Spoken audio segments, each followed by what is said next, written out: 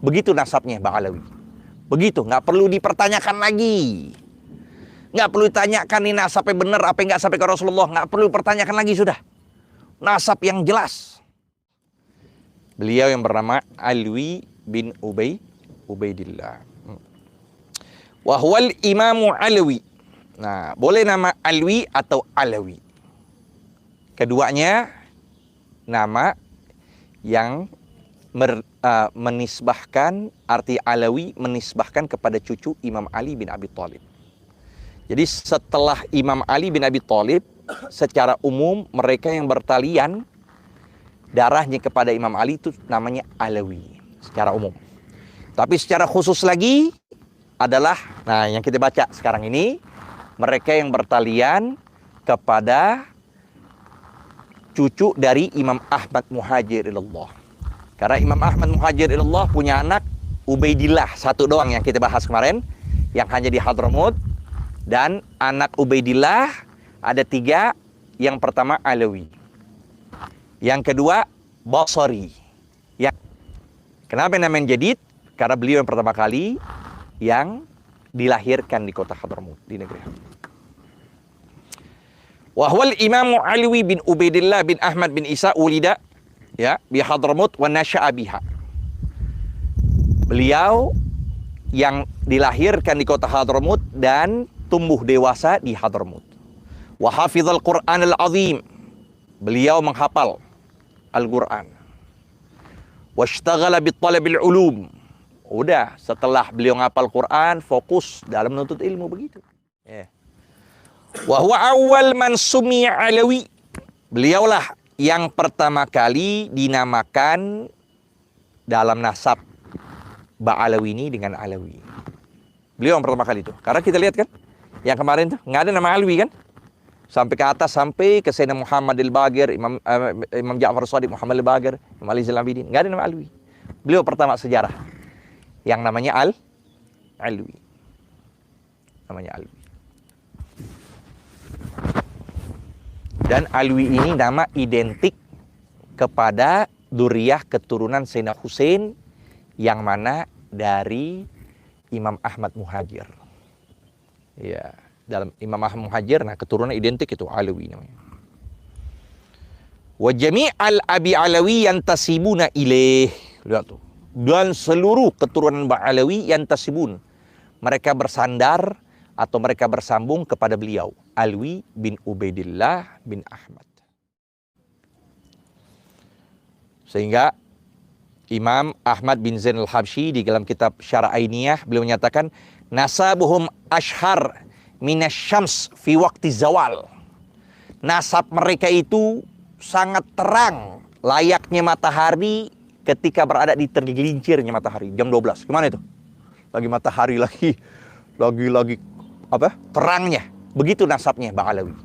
Begitu, nggak perlu dipertanyakan lagi. Nggak perlu ditanyakan ini nasabnya benar apa nggak sampai ke Rasulullah. Nggak perlu dipertanyakan lagi, sudah. Nasab yang jelas. Karena pada zaman Sayyidina Alwi ini, pada zaman beliau, diragukan oleh para ulama di Hadramut. Ya.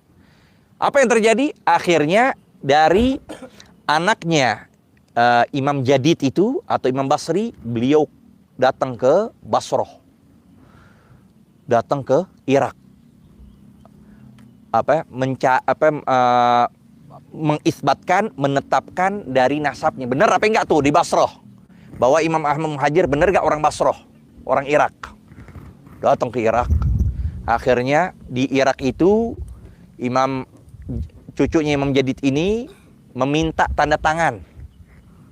Meminta pengakuan dari sekitar 100 ulama yang udul, yang adil, bahwa benar Ahmad bin Isa ini dari Irak. Dari Irak lagi, beliau langsung datang ke Mekah, minta lagi para ulama benerin bahwa kita ini nasab dari Rasulullah.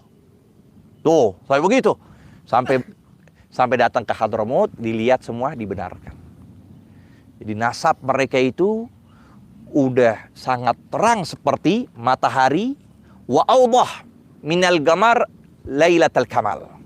Dan lebih jelas ketimbang bulan purnama di waktu sempurnanya. Tuh, jadi nggak ada keraguan lagi, nasabnya jelas. Ya. Wa dzakaru annahu lama sara liyu'addiya fardhal hajj.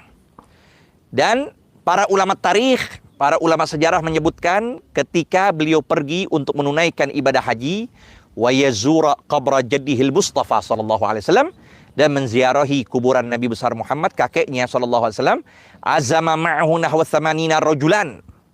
Beliau membawa bersama beliau 80 dari pengikutnya. Ghaira hasyiyatihi, selain pembantunya, wa hasyamihi, selain kerabatnya, fakana yunfiqu ala jami'ihim. Tuh, beliaulah yang memberikan seluruhnya kebutuhan orang yang ikut sama beliau. Dari makan, dari minum, dari pakaian. Selama bepergian, Imam Alwi yang memberikan itu semua. Muddat safarihim ila an raja'u, waktu kepergian mereka sampai mereka kembali, ghaira man sahibahum fit tariq. Ya.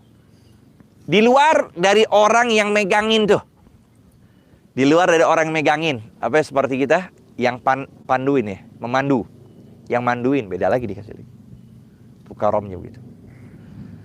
Tufiya bisomal wa qila bi baiti Jubair wa khallafa waladan ismahu Muhammad. Nah, beliau meninggal dan beliau wafat di kota Somal. Ada yang menyatakan bi bait Jubair, dan meninggalkan anak satu yang bernama Muhammad. Wa kanat wafatuhu ba'da 300. Wafatnya setelah tahun ke-300. Anak kayak sekarang. Muhammad bin Alwi bin Ubaidillah. Wal Imam Muhammad bin Alwi bin Ubaidillah bin Ahmad bin Isa wulida bi bait Jubair wa nasya'a biha. Wa sahiba abahu. Sahiba di sini artinya beliau yang menemani dan mengambil ilmu. Bukan sekedar nemanin doang, mengambil ilmu juga. Wa man fi zamanihi minal ulama, dan siapapun orang yang ada pada zamannya dari kalangan ulama. Itu. Siapa ulama? Kita ambil, jangan pakai malu-malu. Beliau, Sayyidina Muhammad, gak ada malunya. Ya, di situ ada orang alim, ambil. Undur ila maqal, wala tundur ila man qal. Lihatlah substansi apa yang dikatakan, jangan engkau melihat siapa yang berbicara. Sekalipun dia abad Habasyi, sekalipun abad yang hitam, yang jelek dan sebagainya. Kalau dia berilmu, kita hormatin. Ya. Wa jamallahu baina fasahatil lisan wa balaghatil bayan wa salahil maqal. Allah menghimpun untuknya di antara kefasihan berbicara dan balaghah dalam mengucapkan, ya, kalimat-kalimat tinggi dalam bahasa Arab, wa salahil maqal, dan perkataan yang benar yang langsung masuk ke dalam hati-hati orang yang dengarnya. Walahul futuhatul ghaibiyah. Oh, beliau miliki itu futuhat. Ya. Allah berikan pembukaan-pembukaan yang enggak diberikan oleh orang para penuntut ilmu biasa. Wal ulumul laduniyah. Ini dia, ilmu laduni. Ilmu? Aneh enggak belajar deh, nunggu ilmu laduni. Bodoh namanya jadi orang. Aneh diem aja. Enggak bisa, ilmu laduni harus belajar dulu. Intinya takwa. Kalau orang udah memiliki takwa, Allah buka tuh pintu semuanya, termasuk ilmu laduni.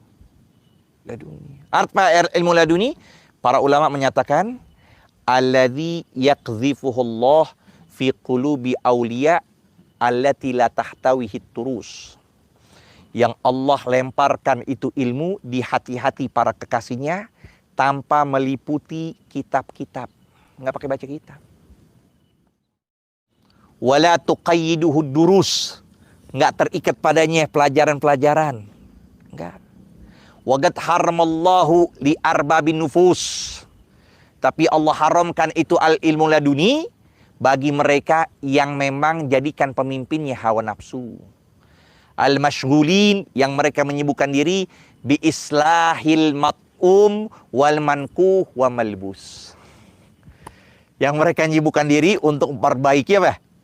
Makanannya, memperbaiki pakaiannya, memperbaiki nikahnya, ya, pikirin perempuan aja, nggak bakal dapet tuh ilmu laduni. Pikirin makanan aja, nggak dapet tuh. Pikirin makanan, pakaian, begitu doang hanya yang dipikirkan, nggak dapet. Tuh, itu yang didefinisikan oleh para aulia, apa itu ilmu laduni tadi yang disebut.